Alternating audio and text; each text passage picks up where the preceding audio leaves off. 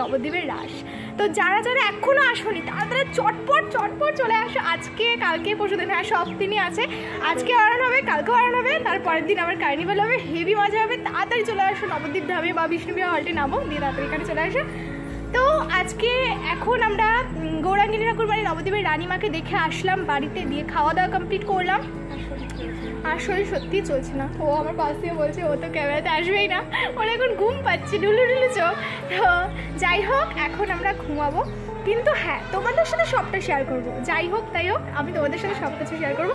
সন্ধ্যে 6:30 থেকে হয়ে যাবে এখানে আরোহণ, ঠিক আছে? স্টার্ট হবে। তারপর প্রচুর ঠাকুর যাবে, মাথা তুলে দেখতে হয় আমাদেরকে। ভোর 5টা 6টা 7টা বেজে যায় মানে করতে করতে ঠাকুর শেষ হতে। আর কিছু শরীর চলছে না আমার। তো আজকে ভিডিওটা এই পর্যন্ত, এখন আমরা ঘুমাতে যাবো। তো চলো টাটা। দুপুরে একটা শর্ট ন্যাপ নিয়ে আমরা আবার বেরিয়ে পড়েছিলাম বিকেলবেলা, মানে বিকেল না সরি সন্ধ্যেবেলা বেরিয়ে পড়েছিলাম। তো সাজুগুজু করে বেরিয়ে পড়েছিলাম। আর আমাদের পাড়ার ওখান থেকে ঠাকুর এখনও যাচ্ছিল না বলে আমরা মেলাতে ফার্স্টে এসেছিলাম। তো দেখো মেলাতে কি ভিড়, মানে এইবার এত ভিড় হয়েছে, যেখানেই যাচ্ছি সেখানেই ভিড়। আরোনে বেরিয়েছিলাম তাও ভিড়। তো দেখো আমরা ঢুকে পড়েছি মেলার ভেতরে ফাইনালি। আর আমাদের এই সরকারপাড়া মেলাটা কিন্তু অনেকটা বড় হয়, অনেকটা জায়গা জুড়ে হয়, অনেক কিছু আসে, দেখতেই পাচ্ছ কানের দোকান আছে। আর আগের দিন যেই মেলাটাতে গেছিলাম ওটা অতটা বড় না, ওখানে অল্প কিছু আসে। দেখো এখানে কি দেখছিল আমি বুঝতে পারছিলাম না। ও হ্যাঁ, এখানে হচ্ছে ও দেখছিল ওই কাপড় পেঁচানো থাকে, মানে ওরকম একটা চুড়ির মতো ওগুলো দেখছিল। আমি বলছি ও কিসের সাথে পরবে, ও বলছে না এগুলো শাড়িটারির সাথে পরবো। আমি যদি কতদিন শাড়ি পরিস রে। দেন আমার জন্য এগুলো দেখছিল, আমার পছন্দ হচ্ছিলো না, আমি বলছি না এগুলো আমি নেবো না। তো তারপরেও ঘুরেই যাচ্ছে আর দেখেই যাচ্ছে। আমি একটা কানের নিয়েছি অ্যাট লাস্ট, আর তারপরে এই ক্লিপগুলো দেখছিলাম কিন্তু এগুলো কিনিনি। তো তারপরে দেখো এখানে আমরা চলে এসেছি নাগরদোলনার কাছে। নাগরদোলনা ভীষণ বড়োটা এসেছে, মানে আগে তো আসতো ছোটোগুলো, এবারই অনেকটা বড় এসেছে। আগে প্রথম আসতো অনেক বড়, মাঝে আবার ছোটো চলে এসেছিলো, এখন আবার বড় এসেছে। দেন ওখান থেকে একটু দাঁড়িয়ে তারপরে ঠাকুরটা দেখার জন্য এসেছি আমরা। কীরকম দেখো মেলা টেলা ঘুরে তারপরে ঠাকুর দেখতে এসেছি। আর ঠাকুরটা দেখিনি বেশি, কারণ প্রচুর ভিড় ছিল, বাইরে থেকে দেখেই চলে এসেছি। অবশ্য আমাদের ভিডিওর তোমাদের সাথে শেয়ার করেছিলাম যে একটা ভিডিওতে যে আমরা ঠাকুরটা দেখেছিলাম, তো ওটাতেই দেখা হয়ে গেছে। আর প্রায় তো আমাদের যাওয়া হয়, আমাদের পুরো পাড়ার পাশেই, আমাদের পাড়াতে এই ঠাকুরটা কিন্তু থার্ড হয়েছে এবার নবদ্বীপ রাসে। তো এবার আমরা মেলা থেকে এসে দেখছি ঠাকুরগুলো যাচ্ছে, আরোহণ হচ্ছে, তো সেগুলোই দেখছিলাম। তো তোমরা দেখতে থাকো, তাহলেই সব কিছু বুঝতে পারবে।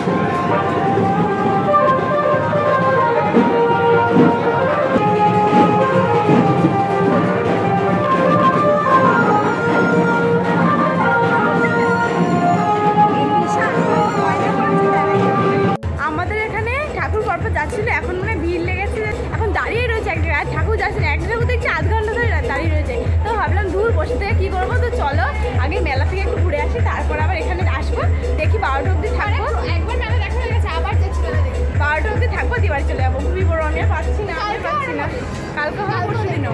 চলো মেলায় যাই, মেলায় কিন্তু চলে আসছি।